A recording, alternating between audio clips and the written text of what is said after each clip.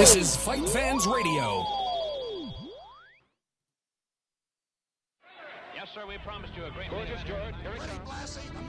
Andre, the Giant. WrestleMania. Everyone has a price. Ladies and gentlemen, it is electric. The champ is here. What's up, you fucking marks? That's right, I'm calling you marks. Because apparently, it's totally cool to act like I'm better than you and lord over you that you're all just a bunch of fucking marks.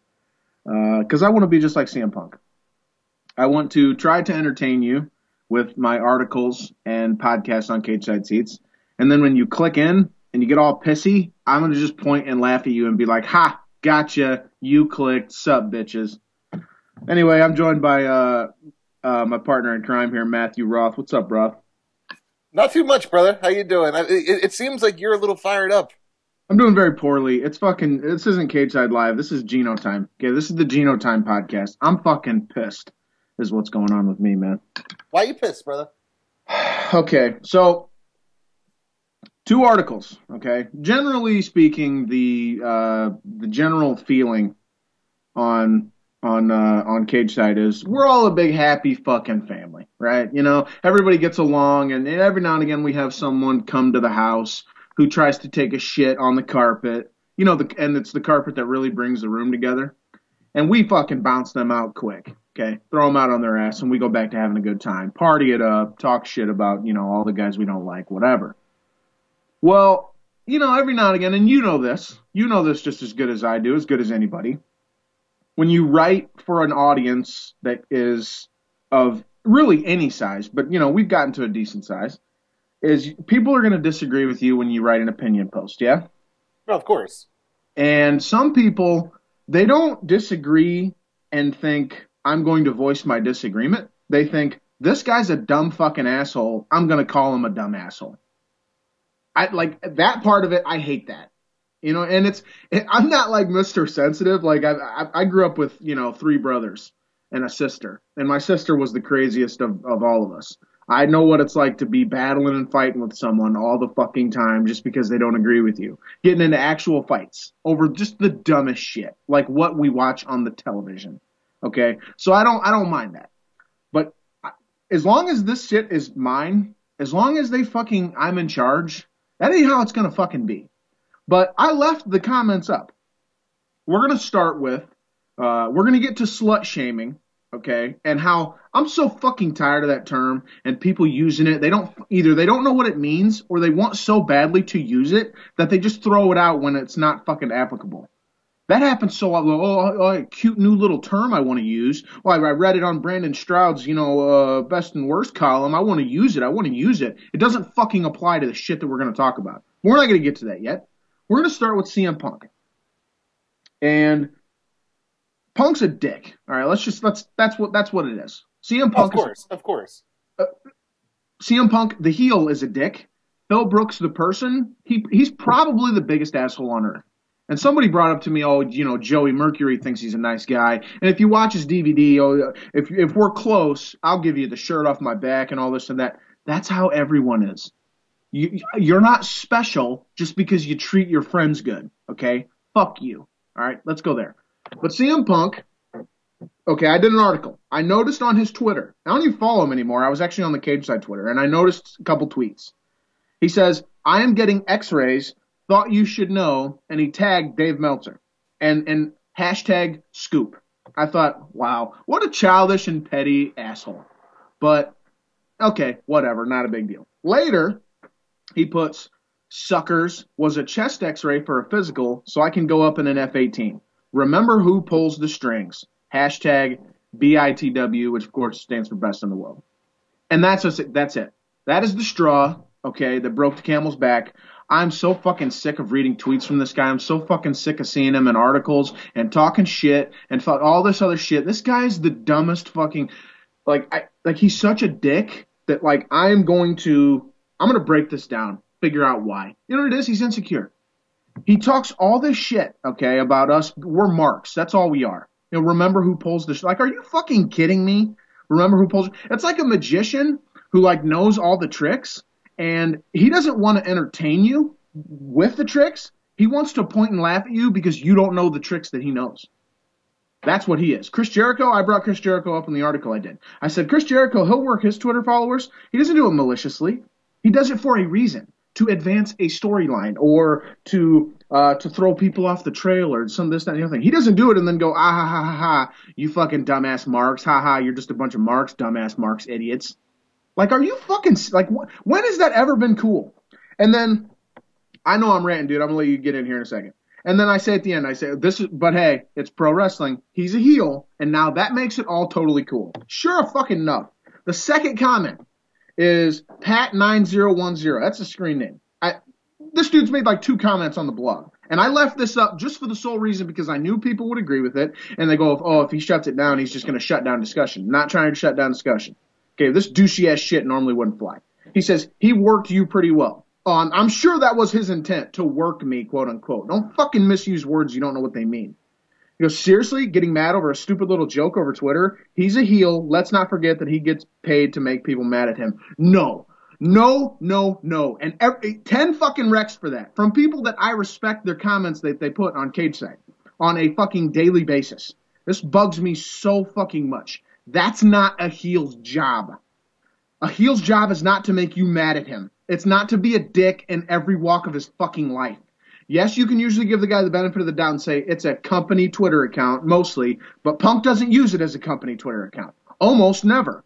Punk, he's very candid on his Twitter. Like a lot of guys aren't, he is. Okay, so you go, I would think you of all people being an ever so smart wrestling journalist, ooh, ha, ha, ha, snarky, my feelings are fucking hurt, would understand that. No, I do understand what a heel is. Apparently you don't. Get over it and report on something we're talking about. Must be a slow news day.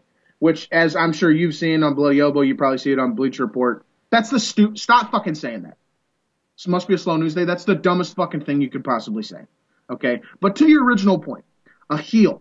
A heel's job is not to make people pissed at him at all times. A heel's job, okay, it is to make you not like him. On screen, in character. All right? And you know why? Because then I want to pay to watch a babyface whoop his ass. That's the job of the heel. A heel's job is to draw money. How much fucking money is he drawing by running his fucking mouth on Twitter and acting like that? How much money is he drawing calling out Dave Meltzer? Is anyone on fucking earth going to watch CM Punk wrestle in a pay-per-view match because he fucking acted like this? Nobody. None at all ever. That means if he is a heel, he's a really fucking shitty heel because he's not drawing money on it. That's not what a heel does. That would be like saying Christian Bale, you remember when Christian Bale blew up on that motherfucker on the movie set and went nuts and it went like all over Entertainment Tonight and everything and all that shit? That would be like saying that's totally cool because he was playing a bad guy in the movie. Like, are you fucking retarded? That's not okay. Being a heel in character on TV on Raw doesn't give you the right to be a fucking douchebag dickhead in every walk of your fucking life. That's not how it works. That's not how pro wrestling works, and that's not what a heel is. And if that's what you think, then you're a fucking idiot. Go ahead, Rob. So here's the thing about CM Punk, and I agree with you to a certain extent, and I'll disagree, as well. I agree that he crosses the line on Twitter all the time. Like the Cageside Seats Twitter, that's like a company Twitter account. You can't go Geno time on the Cageside Seats Twitter. You can do that on your personal one. I've on the flip side, and you don't do that. You use your personal account. On the flip side, when I was a Head Kick Legend, I was basically using that Head Kick Legend Twitter account as my personal account because that's what it was beforehand. Like, it was my personal account. And so I was live tweeting going to the bar. I was being an idiot on Twitter. The difference between Phil Brooks and myself, though, is that I don't think that CM Punk likes the idea of being a pro wrestler. He loves being a pro wrestler. Like, I truly believe that it's his calling in life is to be a pro wrestler.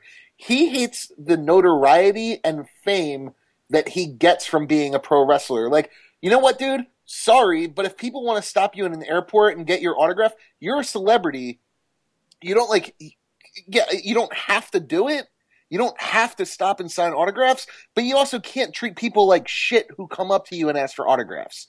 You can't go on, you can't go on rants on Twitter and call people like that are just trying to have a conversation with you, that maybe don't use like the proper grammar or the proper spelling, but like they're just trying to reach out to somebody that maybe that had some sort of an effect on them, whether they're getting mad, like they get mad at you because of the heel character that you play, or they relate to you for some reason. When you respond like, "Oh, well, you're a fucking dickhead," and I'm glad that you're not following me anymore. Like you don't like the fame that you have. You're just really stoked on like he doesn't like being a wrestler, but he loves being a wrestler. You know, like, can you imagine fucking Hulk Hogan or Stone Cold Steve Austin or The Rock? Any of these major stars from the 80s and the 90s just having a Twitter and basically being like, well, fuck you, pussy. Like, fuck you, pussy. You're trying to, you can't spell. That would never happen because those guys, they understood how the business goes. The comments on the site that have been bothering me, I hate when people, it's that people don't really understand what's going on. Like, and they say shit like, oh, so Twitter exchanges are news? That shit fucking is news. That is abso-fucking-lutely news. Like, it's straight from the source. Tweets are fucking news, dudes. Like, it's the source. like just because you may not want to read it, guess what? You don't have to fucking read it. You don't have to read it. But at the same time, like commenting on sites and commenting on stories, as somebody who writes on Bleacher Report, I don't read comments. But commenting, it's not a fucking right that you have. We're giving you the privilege of commenting on stuff. You have to understand that, like, Gino can lock the comments on every single story and just kill the community and just basically write, like, he can write whatever he wants and, like, just close comments so there's nobody coming in. You could do that. Yeah. The fact is, you give them a community to fucking talk in, they have to understand, hey, guess what? Sometimes this is something I feel passionately about, and that's what bothers me, man. Yeah, and when did being a heel become a crutch? This is what I don't get. When did that become a crutch to say, I can say whatever I want, I'm a heel? Yes, you can in character. Like I said, I'm so sick of these fucking comments. And if he pisses me off and he worked you. Like, that's such a fucking insult. Like, I'll be glad to be a mark when the situation's right. He didn't work me.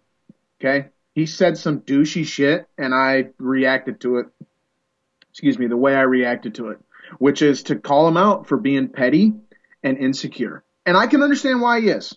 All right? He came up in a business that is ruthless and is full of nothing but criticism from all sides. And he's probably his Twitter @mentions are probably so much worse than any wrestling forum on the internet. I can't imagine the shit that people say to that guy.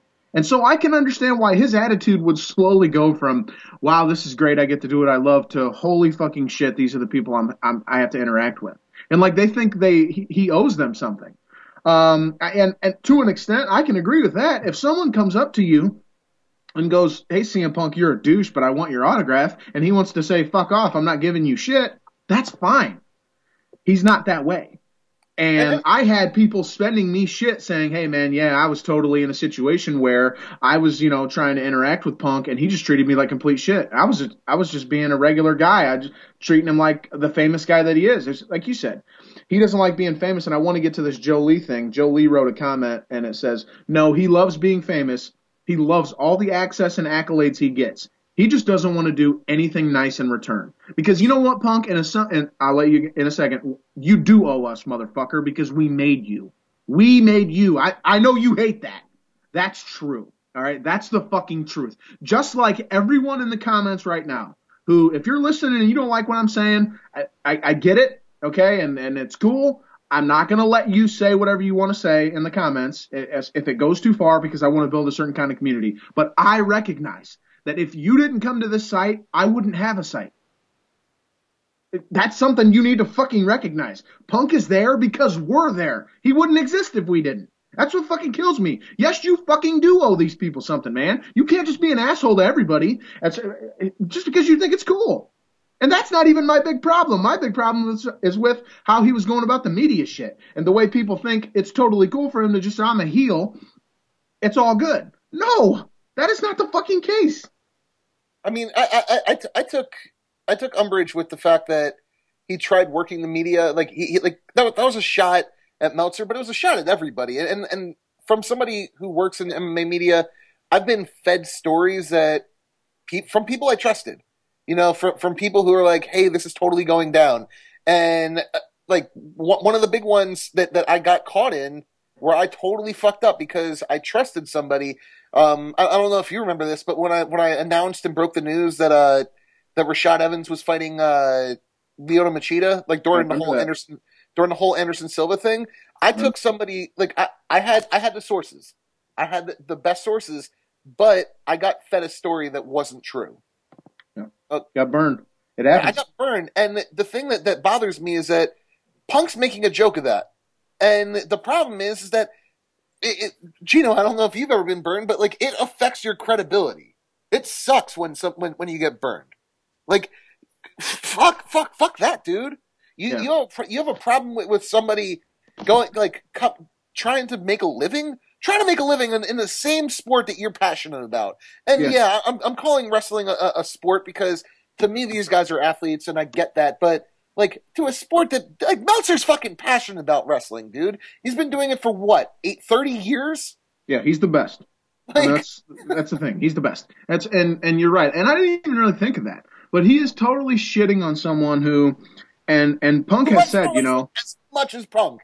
Probably more than the guy's just trying to make a living, and you're just like needlessly poking at him for no reason at all. And that would be fine. Like if Meltzer was doing that to Punk, I don't think he has. I don't think Meltzer plays favorites every now and again. I'm certainly not like, you use Meltzer or Meltzer works at MMA fighting now, so he works at SB Nation property, which of course Cageside is an SB Nation property, so I'm going to say great things and defend Meltzer. I don't need to defend Meltzer. He's an adult. He's a grown man. He can defend himself. But I just looked at it and thought, why would you do this? There's just no fucking point. And the thing about it, too, is it bred a bigger discussion, which is, like you said, you got burned on a story, someone told you information, and you said, cool, I'm going to run with this. I work at MMA Mania. We ran with that. After you did, we're like, oh, cool. Here's a source. I said, this is solid. This is solid. This is what's going to happen. So we go, okay, we'll do the story. And we go, according to Matt Routh, Head Kick Legend, this is the fight that's going to happen, Rashad and Machida. It turned out the very next day, it's like, not so fast. This happened and this happened. That turns out to not be the case. And you got killed for that. In pro wrestling, it's a million times worse because everyone is doing that all the fucking time. That's all they do. But they don't have sources. They don't have sources. They're just like, oh, well, hey, Gino, did you know that the thing that they're going to do for Royal Rumble, HBK is coming back and he's going to be one of the legends and he's going to come out first and he's going to win it. Like that's what happens on wrestling sites. Most wrestling sites, obviously credible ones, they don't create rumors as much as the other places. But like that's pro wrestling. It's somebody going, oh well, I heard or I read somewhere or I spoke to somebody and this is the plan for Royal Rumble and it's going to be Shawn Michaels comes out as the 28th person and he wins and then they report it, and then it gets reported everywere. Part of the reason for that is there's no, like you said, no credible sources. And Punk, you're part of the fucking problem, ass. Do you understand that? When you say that stuff, oh, here's a good scoop. No, you're the guy who could be given the scoop. Because it's the way the industry treats the fucking media. I said, there's a whole nother conversation to be had about MMA and the way Dana White treats that media. But at least he'll fucking go to him and say, this fight is booked. Or UFC on Fox, what's the one coming up, 5? Yeah, that's going to happen in Seattle. We booked the Key Arena. That's a story you'll find. You go, okay, I can report on that. That doesn't happen in pro wrestling because Vince McMahon and the WWE and Triple H, all these people, they'll talk to the media. But when it comes to the stories that people actually give a fuck about and the shit that people care about, they don't talk to them. And I understand that part of the situation is, okay, before they were all just dirt sheets, right? And, to go back to the magician thing, to go back to, okay, he's a magician and he knows all the tricks, but he doesn't want to tell you how he does his tricks because then that ruins the fucking magic. That's fine. I understand that. And that's how pro wrestling was for a really long time. Like, people want to know backstage stuff, but WWE has no real incentive to give away backstage stuff. Not in the sense of like, okay, we're planning on The Rock versus CM Punk at the Royal Rumble because, well, there's a lot of story that they have to craft in between then. So I understand that. But at the same time, the media sucks because of how pro wrestling treats the media in so many ways. Where rumors, that's unfortunately a rumor is news in pro wrestling. I've gotten to the point now where I go, I have to acknowledge this. I have to somehow pass this stuff along because my readers care about it. And everybody on the site, last week, I think it goes up tomorrow, maybe tonight, I don't know, I'll see what I do. A post I started called the Rumor Roundup. Like the Middle Easy does the Sunday morning rumor mill, something like that. Pro wrestling rumors. This is the shit that I've heard. This is the shit that I've read. Here are a couple sources of where I saw it. Can't confirm it. It could change tomorrow. Plans always change. Shit's always different. This, that, and the other thing. But here's what the rumors are. And everybody's like, oh shit. It gets 80 comments and people are like, oh man, got a whole bunch of reads. More than legitimate fucking news where I'm talking about, hey, Cody Rhodes, here's his injuries. Here's the timetable for his return. And no one gives a fuck. That's just the way it is. And so, okay, Punk's side of it is you can make fun of that. But don't fucking go after a guy who's just trying to fucking make a living. He never came at you maliciously. He does the best job he can. That's all Dave Meltzer can do. That's all I can do. That's all you can do. That's all any of us can fucking do, is the best job we can, working with the absolute shit that we work with. We're pro fucking wrestling, man. And like you said, he's embarrassed. I think he's probably embarrassed to admit it. Yeah, I'm a pro wrestler. I'm the very fucking best at it, but I'm still a pro wrestler. And that kind of sucks. And so I just lord it over everyone's head that I'm the one who's in on the con and you're not. You know what? Fuck you, because that's not the case anymore. And you can hate Dave Meltzer because he made it to where we are in on the fucking con, all right? Dude, you're totally right. Now, kind of going back to what you were mad about.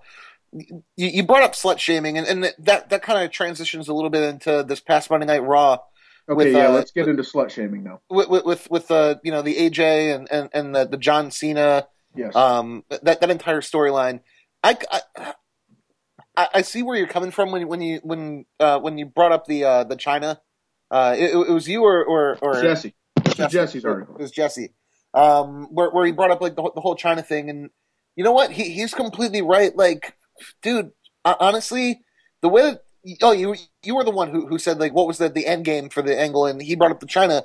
Dude, I hate what they're doing with AJ, and I love what they're doing with AJ. Like, I think that they're giving. I like the fact that they're giving her a chance to actually expand her character from being like the crazy girl, but at the same time, like they're doing it in the worst way possible. You know, like it's the WWE has a long history, in my opinion, of dude, how many fucking bra and panties matches did we watch as in the 90s? Those were awesome, but like that was a real thing. That was a real thing. What was bra and panties matches? Like they have a history of doing this, and for people to like not acknowledge it or to say like, oh well, it's not a huge deal, or like, oh well, like China has like a penis clit or whatever the fuck they're saying. It's so frustrating. It's so frustrating because the way that people react to things, it also reflects on the entire community that watches pro wrestling. That's part of the reason why, like, when people say like, "Oh, hey, like, what do you do?" and I say, "Oh, hey, I have a podcast and I have another podcast." What are the podcasts about? Like, the one that always gets the weird looks from people is the pro wrestling one, and a lot of it is because of the way that people who are fans of it approach it. Like a fan should be someone who enjoys it, not somebody who's trying to be like a complete cunt about everything. And that's what most wrestling fans are. They're cunts. Most wrestling fans are cunts because they think that, oh hey, it's totally cool with using words like whore. And it's not. That's not cool. And I understand it, like the hypocrisy because it is used cunt, but I'm not using that as a derogatory term for a woman. I'm saying that you're a cunt in the way that a Brit says cunt. Part of my lexicon. Yeah. We Jesse writes the post, and I'll give you some behind the scenes here. Jesse typically he'll come to me on Tuesday morning and he'll say, what do you got? And I'll go, because, I'll look at the hits that we're getting and what stories are getting more hits than other stories and whatnot. And in particular, there's a China story, this China porn story that Keith did. And I'm like, okay, why don't we, is there an angle to that? So I said, hey, if there's an angle you can find on this, let's do it, because it'll get a bunch of hits. And he's like, yeah, actually, I have a really good one that I'd already been thinking of. And I'm like, all right, cool. And then he comes out with that. And I don't necessarily agree with everything he said.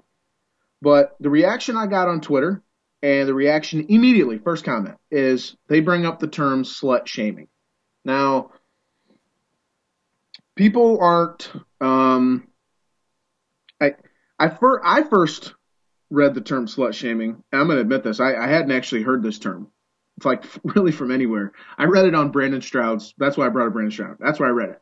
Hadn't heard it in pro wrestling until I read one of his articles where he talked about how it's horrible that's how WWE is, that they slut shame constantly. In particular, I believe this was when Eve was being called a hoskie by John Cena. Even though John Cena was the asshole in that scenario, they painted Eve as the horrible person because, she fell for a guy who saved her or some shit like that, and then, but in turn, it meant she cheated on Ryder. And then you're a hoskie. And then it's everyone the whole crowds where they're leading chants of hoskie, slut shaming her because, she's a slut. And so first of all, we have to define the term slut shaming.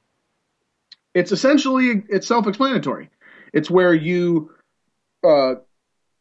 feel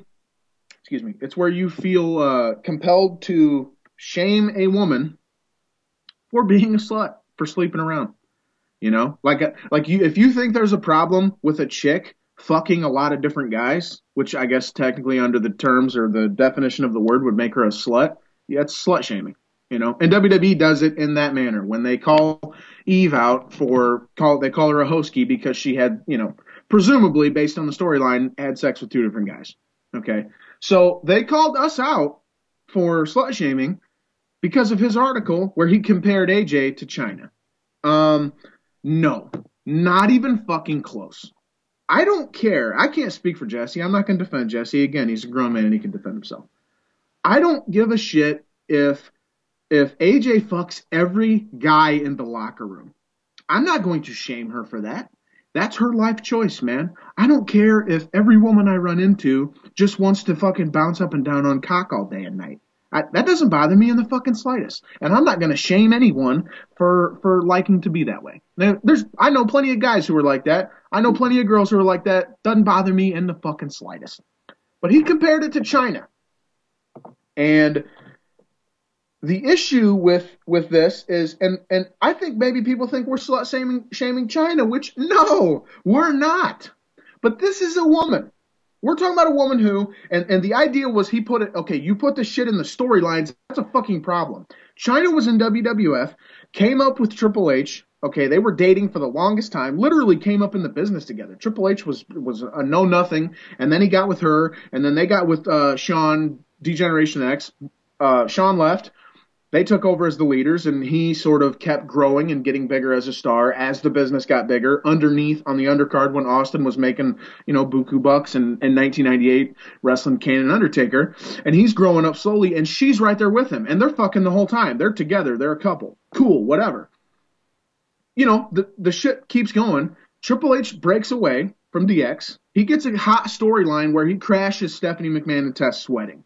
He becomes the guy who steps in, slips her a Mickey, date rapes her, apparently, is the thing they want us to take away from that, which, again, WWE is fucking horrible for this kind of shit. Totally endorses date rape, and the fans cheered it like it was completely cool, and married her, so he date rapes and marries her and makes a big deal about it, whatever. But he takes over, and they start fucking in real life. They hit it off. And China is left out in the cold. And this is the boss's daughter. So China's in a situation, it's impossible. A completely impossible situation. Because Triple H is fucking the boss's daughter, and the boss is totally okay with it. And they become a couple, and obviously they're married to this day, have 3 kids together. And China's in a situation now where she's, in her professional life, where she came up with this guy. What does she do? She ends up getting a ton of fucking drugs. Her life falls apart because the man she was in love with is running off fucking the boss's daughter. Goes to Vince and actually asks him, hey, can we figure out something here? This shit's gone on and it's fucking, it's ruining things. And Vince kind of just blows her off. Says, sorry to hear that. Yep, tough fucking cookie. I hope you can handle it properly because, I don't know if you can. Obviously, the result is, boom, she's out of the fucking business. Ends up fucking X-Pac, makes a sex tape that just blows up for all the wrong reasons. Just her life falls to shit. To absolute shit. She ends up doing porn. And after this porn, of which people watched it, we had Canaanite. Canaanite, God love you, man. He watched the porn, did a 4-part review. Comprehensive. It was hilarious. One of the best things that's ever been on Cageside Seats. But the part about this that just really fucked with me was she said, and I shit you not, that doing that porn made me feel, quote, sexy and wanted, unquote. And I just go, holy fuck. Her life is so fucked up now that the wrestling business fucked her up so bad, and all this other stuff, and it's not just wrestling. I'm not saying, oh, it's only because of pro wrestling, but that's a big fucking part of it, and we all know it. And to say it's not is bullshit and not being honest. But it fucked her up so bad that she has to do a porn where they parody pro wrestling, and she gets gangbanged by people who are dressed up like Vince McMahon and Triple H, the very same people who played a huge part in ruining her life to begin with. She gets gangbanged from those people, and that made her feel sexy and wanted. Are you fucking kidding me? And we bring that up and go, oh, now they're passing AJ around the locker room. She's kissed every fucking guy on TV. And it's not because they're coming up with some good in-depth storyline. That's bullshit. It's because of how they fucking look at women. Because you can shoot interviews with all these fucking females that used to work there. Listen to them talk about Vince. Listen to the way they all had to fuck the guy. Just to fucking get through their career. And now we got a chick who's fucking sitting there. She's actually feeling wanted because some porn company paid her a shitload of money so they could take advantage of the fact that she used to work in wrestling and had all this horrible shit happen to her and make a bunch of money off of it so Canaanite could write a 4-part post making fun of it. That, and I'm supposed to sit there and be like, I better not say nothing because it might be slut shaming. It's not slut shaming. I'm not shitting on her because she's fucking these guys. I'm not shitting on her at all. I'm shitting on the people taking advantage of it. I'm shitting on the people who she got to a point so fucked up in her life to where that made her feel better. That's fucking really fucking sad. And if anyone thinks it's not, you're a fucking horrific human fucking being. That's the reality of it. And she actually feels fucking good about it, and people are okay with it. And they call me out because they think I'm shaming her for being a slut? Are you fucking retarded?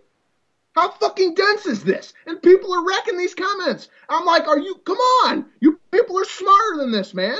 And we're taking WWE attacks because fuck them for thinking all AJ is a fucking thing to pass around the locker room. Oh, now she wants Kane. Now she wants Bryan. Now she wants Punk because, hey, chicks, guys dig crazy chicks or some dumb fucking shit like that.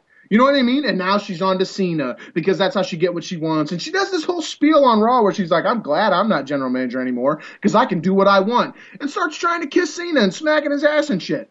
Right, because, Vince loves all women are fucking super sluts, and that's all they want to do. And again, that's not us saying we have a problem with sluts. That's us saying I have a problem with a fucking company that would want us fucking shell out a shitload of money to make this chick who was so emotionally wrecked to make a ton of money off of her, and, it's totally cool. To the point where she feels wanted because she's getting fucking gangbanged on camera, and we're all sitting around laughing and making fun of it.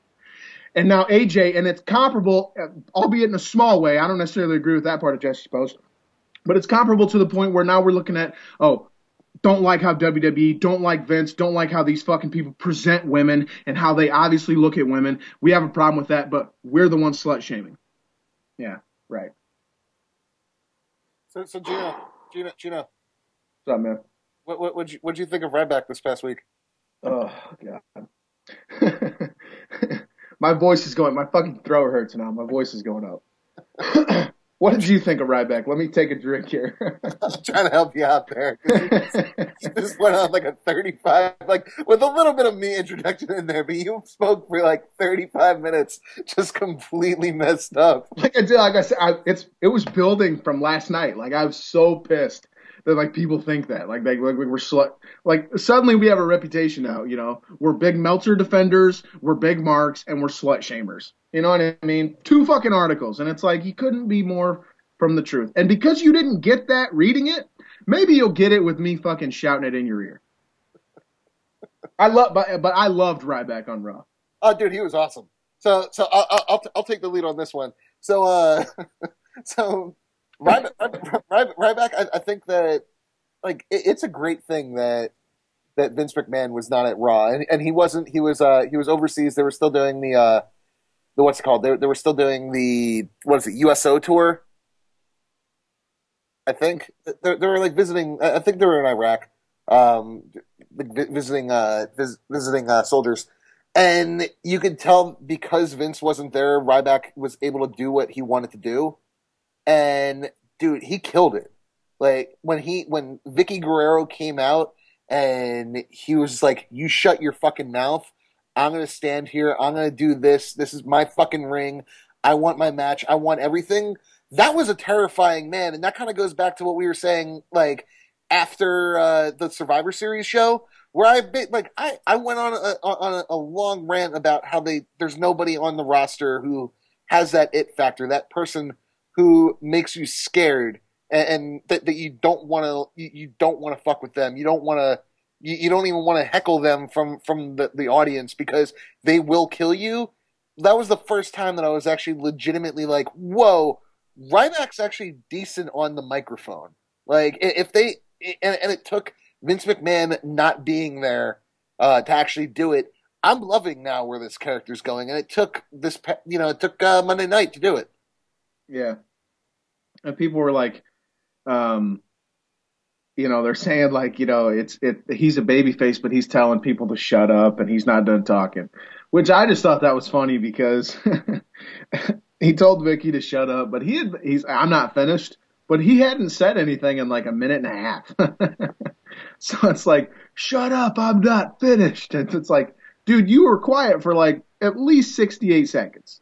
So you can see why I might think you were done.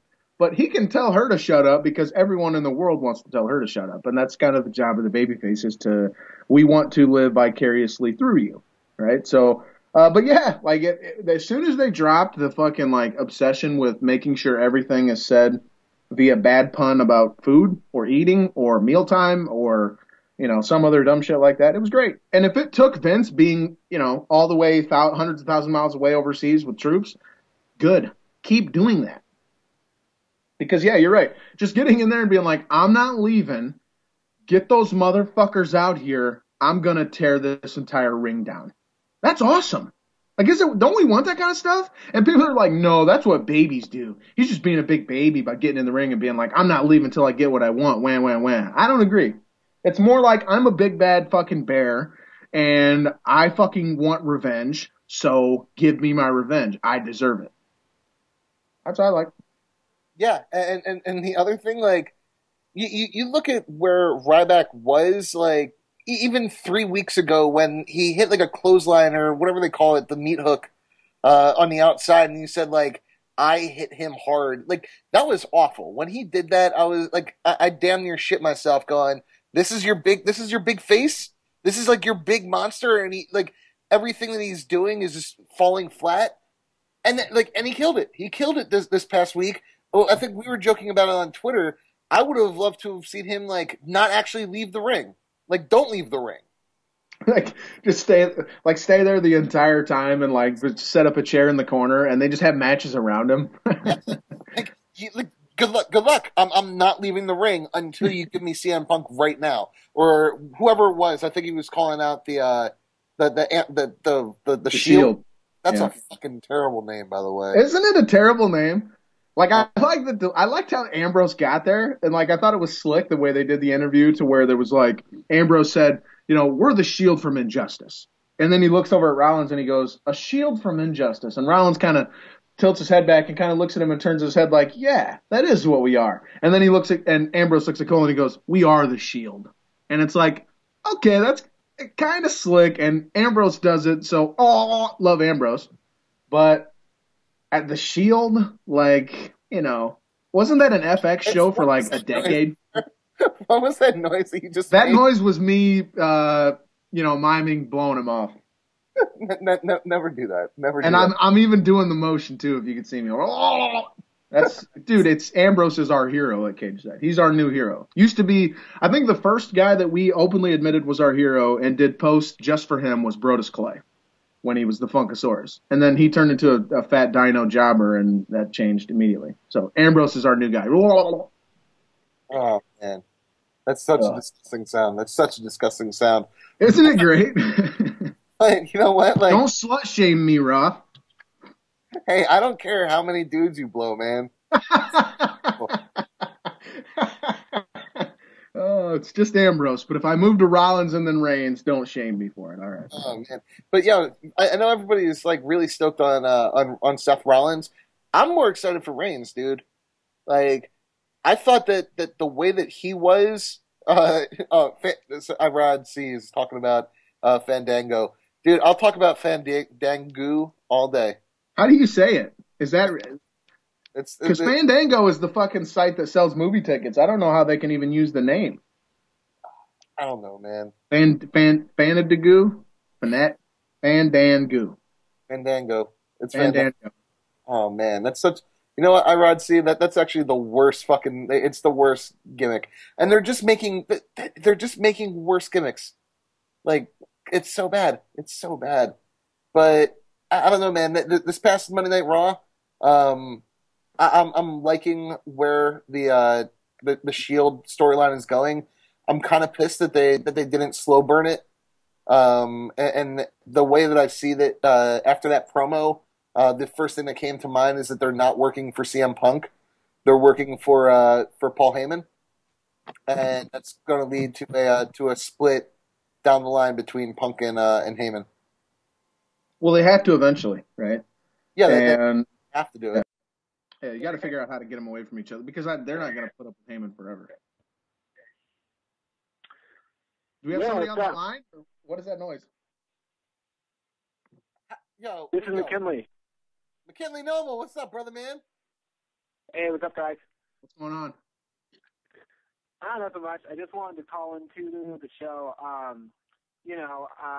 I was listening to Geno Time. It was freaking awesome. I wish I could have recorded it. Thanks.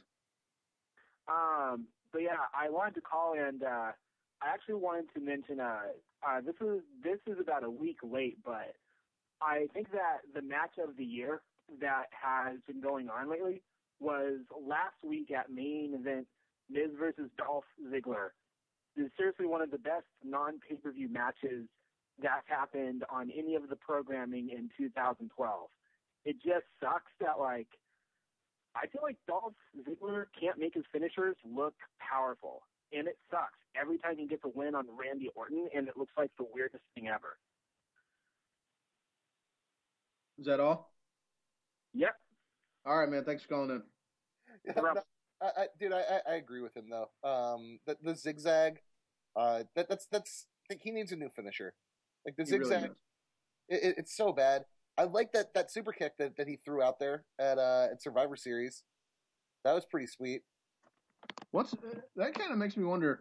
Like, we always talk about, like, part of the reasons guys make it or they don't make it or the shit that goes into that. You know, we talked about that, I think, 2 weeks ago when we did the show, the it thing, that there's, like, guy has it. Dude just, you can't help but look at him. He's gravity. Everything pulls into him. When he comes into the room, he's in the fucking room just because he's got that thing about him. But finishers. This is really kind of fucking important. And it's shocking to me that, like, there's not more thought in, and we're being told, Erica, that everyone is soft since the caller, and I'm fucking rock hard actually, but apparently people can't hear us. This is getting a weird. It's taking a turn for the weird. It's taking a turn. We're talking about sluts so much, and there's a huge conversation going in the comments about what a slut actually is. Irad says he's certainly soft since the caller. Just think if Sergio was here, this would be like a full-on sex show at this point. Oh my god. Oh. Fuck. We'll keep talking, I guess, and hopefully, Hopefully he'll call in. hopefully people can hear us, I guess. But if you're listening, Sergio, call in and let's fuck on here because the shit's just gone how it's gone. But no, finishers, man, finishers. Like, think of what's the worst finisher for the most famous guy? Oh, the mandible claw. Really? Oh, okay. Never mind. The Hogan. Oh, like, I mean, what era? What era? Because that kind of Any era. Well, that's an impossible question. Like, I would say like Hacksaw Jim Duggan's Big Splash. That's fucking. And he never got over with that. Like, that's what. Like, maybe that's part of why Warrior fizzled out. Because eventually, I'm not gonna buy your stupid fucking like splash and all that bullshit as a finisher, right? Like you wouldn't go to a guy and be like, okay, what's your finisher? Oh, here it is, and go, okay, that's gonna get over. That's never gonna get over. Stone Cold was never gonna get over. Well, as long as he's stealing DiBiase's fucking sleeper, and then he changed it, and then he's got one of the greatest finishers of all time. That kind of goes into something I was thinking actually for like today and yesterday. So every single week I wait for your raw reactions and your reactions to stuff because you kind of put into perspective how you should feel about the event and stuff like that, and I love reading them. I love reading your reactions. But the one thing is, like, every single week you give the grades of like the raw show and how they are. Here's the thing, and maybe people are going to disagree with me, and if you do, like, disagree in the comments, and I'd like to hear a different perspective or call in. I would argue that right now we are in the best we're in the best era as far as finishers and athleticism and overall ring work in the entire industry. And I'll defend that by saying, again, there was a time when the Hogan big boot leg drop was a real finisher. Like, oh my god, that was fucking, like I'm sitting here saying what's the worst of the most famous guys, but like possibly the most famous guy ever had the worst finisher of all fucking time. Like think about it this way: like, the back rake was a real move. That was a real move. It was Remember when Crush was using the heart punch? Oh my god! But like the back rake, like, you scrape somebody's back and like you incapacitated them, like, forever. Like, the rake to the eyes. like, oh man, like, he's coming up for the cross body block from the top rope, and you get the pin from that. That doesn't fucking happen anymore. Like, the ring work, and the athleticism and everything is better now. Like, if you're comparing this week's Raw as far as like the actual wrestling to Raw in when it was Raw's War in the early 90s or mid 90s, I'm going to say that this past Raw was better than it. As far as the actual moveset from everybody, like the fucking there was a time when the DDT didn't exist, and now you're having people like do the GTS or it's such an amazing evolution of this industry that, like, dude, guess what? We're in the best time right now. You're in the best time, and people going like, oh, this Raw sucked, and like, this guy's a terrible worker. Like, this dude's a way better worker than Hacksaw Jim Duggan ever was. Like, give me the shittiest worker today. Name the worst person. The worst worker today? Yep. Oh god, Kali. Okay, great Khali. Great Khali is better than Giant Gonzalez. I don't know. That's probably a push. He's better than the Yeti. That's think of the fucking people that were in. That's, you know what I mean, like, in wrestling. I would even argue that Great Khali is almost on the same level as Kevin Nash, and that's because Kevin Nash was great on the microphone, but he sucked everywhere else. His was the worst. If you go on YouTube and you check out Diesel's moveset or like the top 10 best moves from Diesel, you're gonna get like high knees. Like, a high knee is one of his moves. The guy, he throws him in the corner and throws his like leg kind of up against their stomach. I'm not even sure what he's doing when he does it, but that's like his big move. That's a huge move. Like, I would argue that Great Khali is actually better than Kevin Nash, and I think I could make a valid argument. The The work rate is a lot better, at least at the highest levels, because we finally got guys like Punk and Bryan in there, and then now we're getting guys like Ambrose and Rollins and guys like that. And there's been a new emphasis on, like, there used to be a time when they didn't really care about like other independent promotions and bothering about them and Ring of Honor and shit like that, but they do now. They're actually like, okay, let's scout them and see if there's anything there. So they're not just ruling people out just for shit like that. But Irod just posted the GIF of Tensai throwing Ziggler like the chicken at the Briscoe farm. I hate you for that GIF, Irod. That's such a terrible GIF. But it's like, look at Ziggler just sell out completely, and like you watch that and think he died. That guy's dead right now. Oh, no, he is not alive. He didn't actually die in that? No, he's actually, not only did he not die, he's still probably one of the best wrestlers on the roster, giving the best matches to the most guys. He even gave a super good match to fucking Cena, who, Cena's Cena. Here's the other thing, and I'm going to surprise you with this too. I would say that everybody complains about Cena, Cena's no selling. Yes. Like, dude, if you watch him take CM Punk's Bulldog, I'm going to say that guy, like, he commits to everything. He commits to every move that he takes. The problem is that after the match is over, he just doesn't sell injuries. But during the match, the he's actually a really good worker. He's actually a really good worker, and I think that he can have a good match with most people on the roster. I think he's good at selling like that because he knows it'll just make his comeback look better. Of course. He's very selfish. Canaanite says he's just throwing this out there, and thank you, Canaanite, for just throwing it out there. I'll grab it while it's hanging there. Wasn't the work rate in general a lot better in the early 2000s? Excuse me.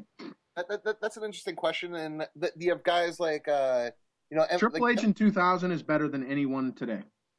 Well, Triple H in 2000, I would argue, is probably one of the best guys ever. One of the best ever, for sure. Triple H in 2000, unpopular, I don't care. Triple H in 2000 was like just short of a wrestling god.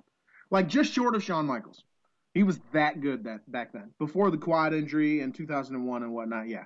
But like in 2000, I guess you had guys like Jericho, Shawn was gone, but The Rock was in there, Kurt Angle, Benoit, Guerrero, Malenko, all those guys. Yeah, I mean, that's a pretty talented group. I'm not sure you could make, who would be, Canaanite, here you go. Who would be the top 3 wrestlers from the early 2000s? And then we'll compare those to the top 3 wrestlers today. Who are the top 3 today? Who do we agree on that? Punk, Bryan, and Ziggler? Yeah. Punk? Okay. But from the early 2000s, dude, like, I would say Shelton Benjamin's in there. That dude, when he was OVW back then, though. Was he? Yeah. Okay. He was an OVW when Brock was. They were a tag team, the Minnesota Wrecking Crew or some shit like that. Oh yeah. Okay. Because they're both amateur wrestlers in Minnesota. From early 2000s, then let me think about this. I would say Eddie Guerrero. I would say Triple H, obviously. Triple H. How far does that extend, though? Because if you're going early 2000s, like, does that mean 2000, 2001, 2002, and 2003, maybe? Or, I mean, I don't know. That's Jolie says Ziggler, Bryan, and Orton instead of Punk. I would say my third for the early 2000s. It would be. Give me 1 second because I just forgot. I'd say Jericho. How did that just happen? He's like, wait, my third, I would say real quick. Let me say it would be. Hang on, actually, I forgot it for a sec. Oh, Jericho. Like, what just happened right there? Did you have a seizure? Yeah, dude, no, I had a stroke. Okay, so you got Jericho, Eddie, and Triple H against Ziggler, Bryan, and Punk. Let's say, right? Mm-hmm. 2000 is definitely better. Oh, for sure. I think 2000 definitely would have to be better then. Then the finishers would be the zigzag, the no lock, and the GTS versus the pedigree, the Walls of Jericho, or the Lion Tamer, and what was Eddie's finisher? The five-star frog splash. The frog splash. I think 2000s win there too. Yeah, but then you look at the mid card. and I would say that the mid card not as talented. Like Zack Ryder is actually a really talented guy. People like hate on the Miz. The Miz is a great worker. Like let's be honest about that. He's a really good worker. He's getting pretty good. The so-called beautiful says the WCW Cruiserweight roster alone makes 97 and 98 better than today by leaps and bounds. And he's probably right. That would include guys like Eddie and Jericho and Dean Malenko and fucking Mysterio, Ultimo Dragon, and Juventud Guerrera. Yep. Yo, seriously, if you played WCW versus NWO on N64, the Cruiserweight division was the most fun, except for just being Goldberg and spearing everybody. Yeah. And we have to. We're almost out of here, but we have to bring up that based on projections, okay, we can't call the race yet, but based on projections, it looks as though Team Slothstronaut is headed. Is that how you say it? Yeah, it's a Slothstronaut. Team Slothstronaut is headed to the finals in the Cageside Seats Survivor Series tournament. He's going to beat out the Bionic Hearts to earn the right to face the winner of the Lords of Destruction and the Damned Dragons. Ruff, what do you have to say about the fact that you are likely, again, we're projecting here, but you're likely to make it to the finals in the Survivor Series tournament? Well, here's the thing, Mean Gene. You said Mean Gino, man. Come on. I did say Mean Gino, didn't I? No, you said Mean Gene. Well, your name's Gene, whatever. You fucking blew your promo, man. It doesn't matter what your name is. My name is, look, my Team Slothstronaut, I got, as my captain, Stone Cold Steve Austin, the best wrestler of all time, according to the Cageside Seats tournament, which all you guys voted on. Yes. Stone Cold Steve Austin, in his prime, there's no one better. And the best part about Stone Cold is that even if you take him as the Hollywood Blondes, he's still an amazing worker. He's still one of the best workers in the industry. And you have his partner in that tag team. And I have his partner, Brian Pillman.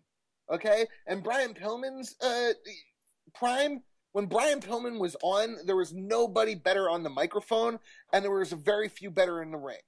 Okay, Brian Pillman was one of the best that his career was cut short. If he was still alive today, we would be remembering Brian Pillman probably as one of the all-time greats. Yeah, all right? definitely.